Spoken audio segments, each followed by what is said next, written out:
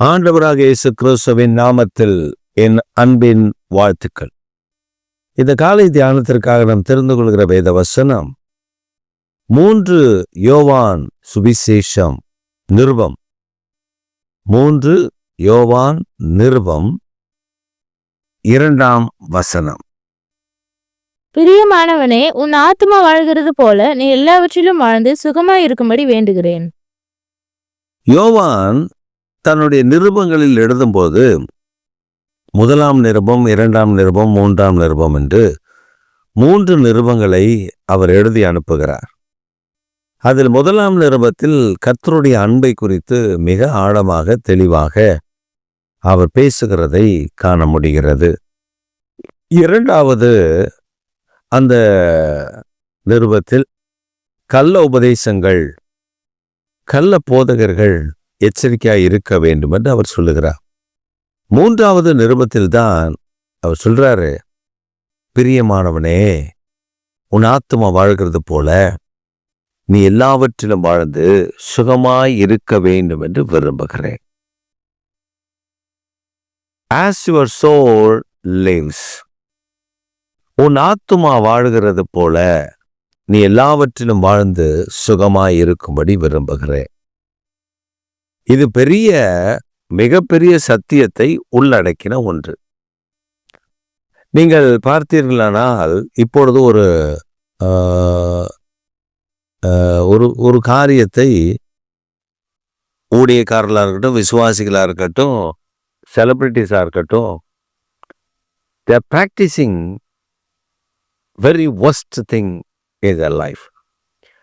வாழ்க்கையில ஒரு மோசமான காரியத்தை அவர்கள் அதை பிராக்டிஸ் பண்ணுகிறார்கள், திரும்ப திரும்ப அதை செய்கிறார்கள். நீங்க பாத்தீங்கன்னா அவங்க வெளியரங்கமாய் சிரிப்பது இல்லை, அப்படி ஒரு மாதிரி அந்த ஆர்டிஃபிஷியல் சிரிப்பு. இப்ப அதை ட்ரைனிங் எடுக்கிறாங்க.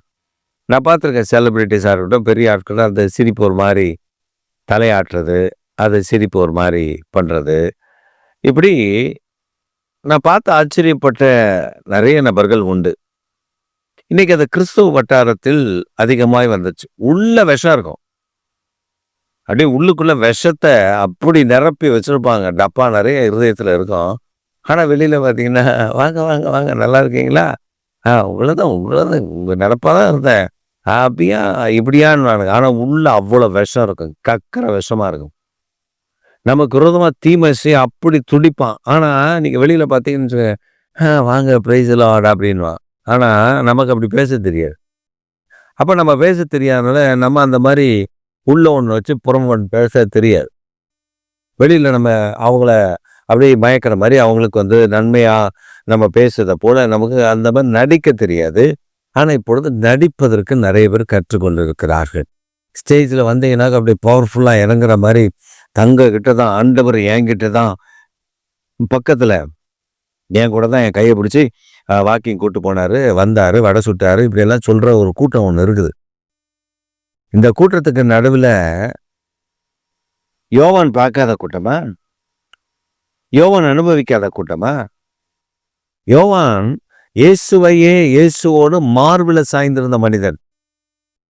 அவர் சொல்றாரு, நீ கிறிஸ்துவின் அன்பில் நிலைத்திருக்க வேண்டும். Abide in Jesus. Abide in Jesus love. நிலைத்திருங்கள், கிறிஸ்துவின் அன்பில் நிலைத்திருங்கள் என்று சொல்லுகிறார். அப்ப நாம எதுல நிலைத்திருக்கிறோம்? We are abiding in worldly love. உலக பிரகாரமான அன்பில் நம்ம நிலைத்திருக்கிறோம்.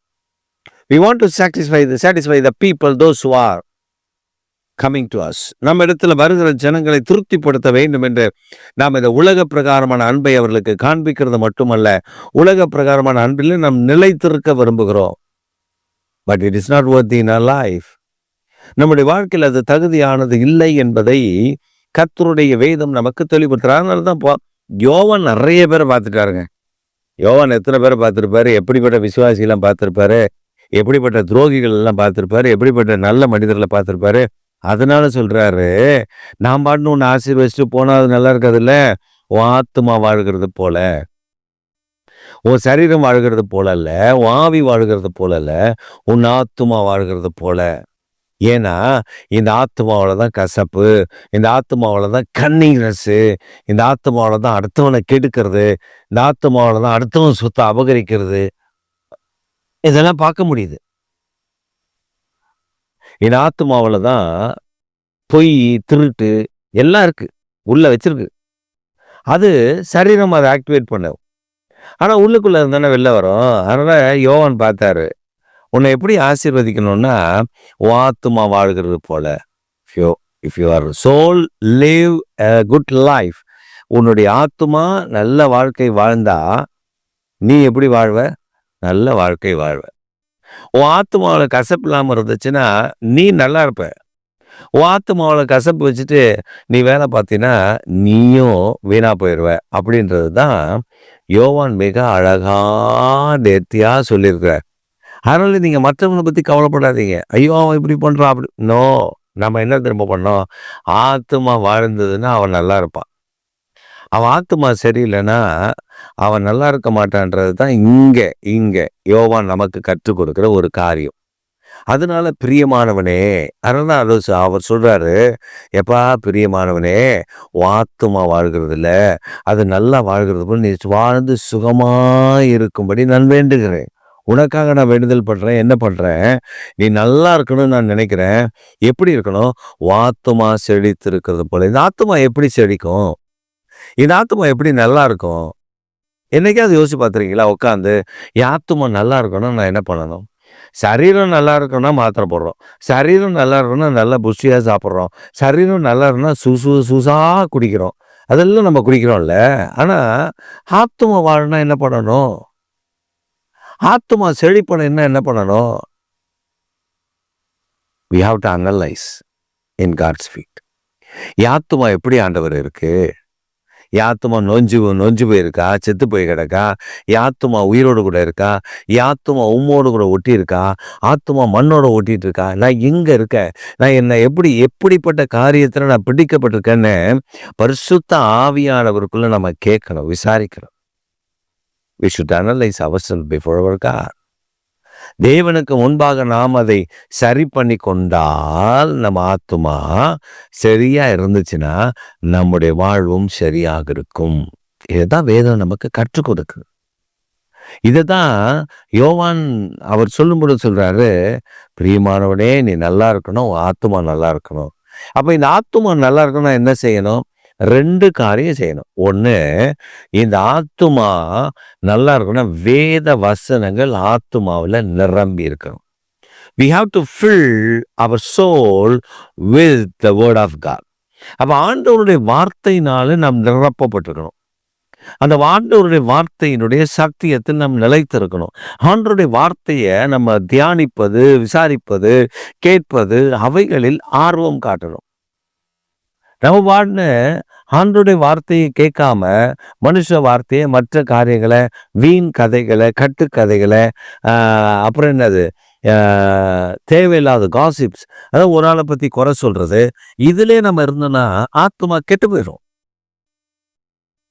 நம்ம ஆத்துமா கெடாம பார்த்துக்கணும். அதுதான் கர்த்தர் நம்ம இடத்துல விரும்புறது. உன் ஆத்துமா கெட்டு போகாம பாருப்பா. அவன் ஆத்துமா செழிப்பா இருக்கும்படி பாருப்பா. வேதத்தை நல்லா வாசிச்சா ஆத்துமா என்ன பண்ணும்? செழிப்படை. அதாவது ஆகாரம். வேத வசனம் தான் ஆகாரம். நம்ம கேட்கலாம்ல, எப்படிங்க வேத வசனம் ஆகாரம்? நம்ம வாய்க்கு, நம்ம சரீரத்திற்கு ஆகாரம் கொடுக்குறோம். பிரியாணி சாப்பிட்றோம், ரசம் சோறு சாப்பிட்றோம், நம்ம என்ன விரும்புகிறோமோ அதை சாப்பிட்றோம். அந்த சரீரம் அதற்கு ஒத்து போகிறது, ஒரு புஷ்டியா இருக்குது. ஆத்மாவுக்கு வசனம், அந்த வசனத்துல ஆவியும் ஜீவனுமா இருக்கு வசனம். அதான் ஆத்மாவை உயிர்ப்பிக்கும். 2வது ஒரு காரியம் இருக்கு, என்னன்னா தேவனோடு பேசுகிறது. நம்ம ஆத்துமா should recognize our God's word. நம்ம வார்த்தையினால் நிரப்பப்பட்டாதான் கர்த்தருடைய வார்த்தையை நாம் அனுபவிக்க முடியும். இல்லைன்னா கர்த்தருடைய வார்த்தையை நம்ம ஆவியில அனுபவிக்க முடியாது. மனுஷனுடைய வார்த்தையை கூட அனுமானிக்க முடியாது. அவன் என்ன பேச வரானே தெரியாது. சில நம்மகிட்ட வந்து ரொம்ப அழகா பேசுவாங்க. ஐயோ இப்படி, ஐயோ அப்படி பாஸ்டர், இப்படி பாஸ்டர், இந்த மாதிரி பாஸ்டர், அந்த மாதிரி பாஸ்டர்னு பேசுவாங்க. நம்ம இதெல்லாம் கேட்கணும். கேட்டுக்கிட்டு அவன் அப்படி பேசும்பொழுதே ஆண்டவரிடத்துல நம்ம இருதயத்துல ஜெபிக்கணும். இதுதான் ஆத்துமா பண்ண வேண்டிய வேலை. ஆத்துமா மாம்சம் அவன் கிட்ட பேசிட்டு இருக்கான். ஆத்துமா அங்க மேல லிங்க் வச்சுட்டு ஆண்டவருக்கு இவன் எதுக்கு ஆண்டவர் வந்திருக்கான்? அப்ப ஆண்டவர் சொல்லுவாரு, இவன் இந்த மாதிரி திருட்டு பைய இந்த மாதிரி வேலை பார்க்க வந்திருக்கான். நீ அவனை அழகாக கழட்டி விட்டு அனுப்பு. இப்படி சொல்லு. அவன் அடுத்த பதில் சொல்ல முடியாம எனக்கு வேலை இருக்கு பாஸ்டர்னு போயிடுவான் பாரு அப்படின்னு. ஒரு சமயம் அப்படிதான் நாங்க ஜெபம் பண்ணிட்டு இருக்கோம். செவ்வாய்க்கிழமையில நாங்கள் உபவாசம் பண்ணி ஜெபம் பண்ணோம். அது பல வருஷமாக நாங்கள் ஜெபிக்கிறோம். அப்படி நாங்கள் உபவாசம் பண்ணி ஜெபம் பண்ணும்போது நல்லா சத்தமெல்லாம் குறைக்கல மாட்டோம். சத்தம் நல்லா போட்டு ஜெபம் பண்ணுவோம். பக்கத்து வீடு எல்லா வீட்டுக்கும் கேட்கும். கேட்டு போட்டோம். அப்படி நல்லா ஜெபம் பண்ணுவோம். அப்படி நாங்கள் ஜெபம் பண்ணிட்டு இருக்கும்போது ஒரு நாள் ஒரு ஊழியக்காரர் வந்தார். வந்து எங்கள் கதவு எப்போதும் திறந்துதான் இருக்கும், பூட்ட மாட்டோம். நாங்கள் ஜெபம் பண்ணிட்டு இருக்கோம். அப்போ அவர் பாட்டுன்னு வந்தார். வந்து அப்படியே உள்ளே வந்து உட்கார்ந்தார்.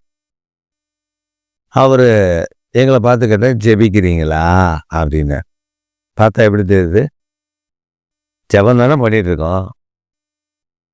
ஜெபிக்கிறீங்களா அப்படின்னாரு. நாங்கள் சொன்னோம், ஆமாம் அப்படின்ட்டு கையை மட்டும் காமிச்சு, இஷ்டம் தான் வந்து உட்காரு இல்லைன்னா கிளம்பு அப்படின்னு சொல்லிட்டு நாங்கள் அவரை கண்டுகளை நான் பண்ணு சொன்னோம். அவர் வந்து உட்காந்தாரு, ஜெபம் பண்ணாரு.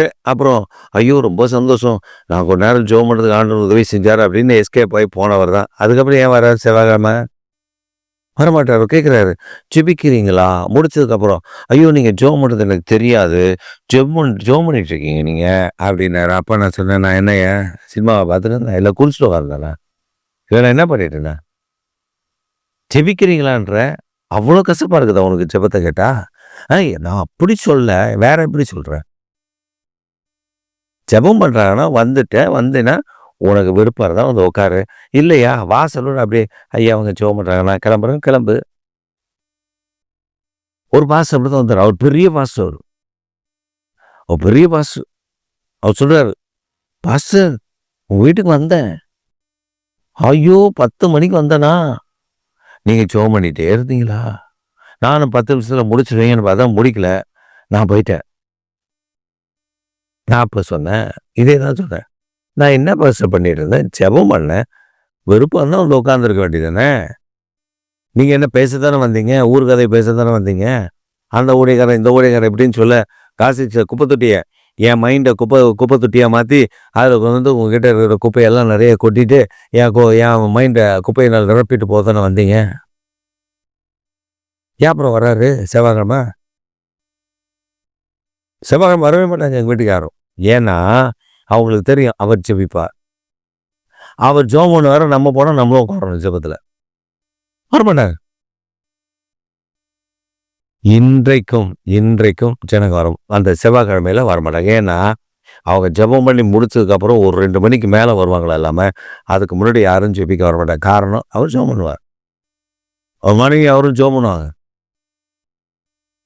ஜெபம் தாங்க முதுகெலும்பு. இந்த ஜெபம் நம்முடைய ஆத்துமா தேவனோடு பேசணும். அப்பதான் இந்த மாதிரி ஆட்கள்கிட்ட தப்பிக்க முடியும். அதனால இந்த காலவேளையில கர்த்தர் உங்களுக்கு கற்றுக் கொடுக்குற காரியத்துல ஆத்துமா செழித்திருக்கிற 2 வேதத்தை நல்லா வாசி. ஆத்துமாவில் ஜெபிக்கப்பட.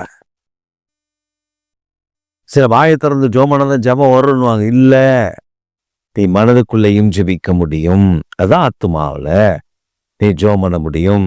ஆத்துமா செழிப்படையும், புஷ்டியா இருக்கும், செழிப்பா இருக்கும். தீமைகள் வருகிறத பார்த்த உடனே சொல்லும் ஜாக்கிரதைன்னு. அந்த கிருபை இந்த காலவில் உங்களுக்கு தருகிறார். கர்த்தர் உங்களுடைய கண்களை திறக்க போகிறார். கர்த்தர் பெரிய காரியங்களை செய்ய போகிறார். பெற்று அனுபவியுங்கள். ஆமென்.